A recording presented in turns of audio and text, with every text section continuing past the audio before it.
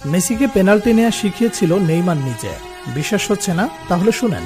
বিশ্বের ইতিহাসে সবচেয়ে সফল পেনাল্টি টেকারের নাম হইল Neymar da Silva Santos junior. বন্দুকের ইয়া মিস হইতে পারে, কিন্তু নেইমারের মিস নাই।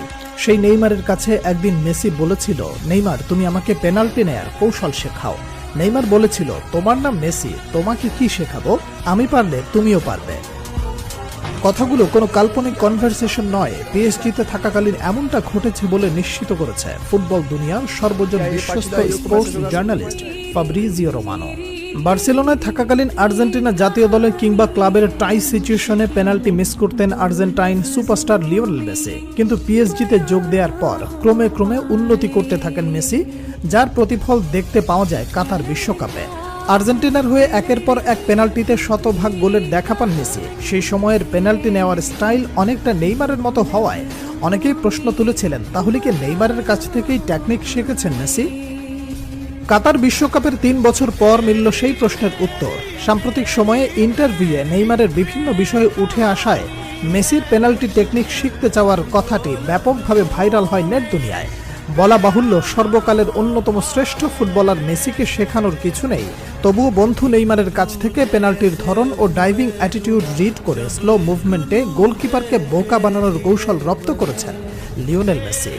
বার্সেলোনায় দীর্ঘকাল ছিলেন বন্ধুবর। নিজেকে নতুনভাবে আবিষ্কার করতে জাকবনিত প্রভাব ছড়িয়ে দিতে বার্সা ছাড়েন নেইমার।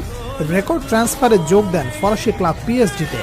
এরই কয়েক বছর পর বার্তামিউ বোর্ডের জাল চুরির কারণে এক প্রকার বাধ্য হয়ে বার্সেলোনা ছাড়েন লিওনেল মেসি।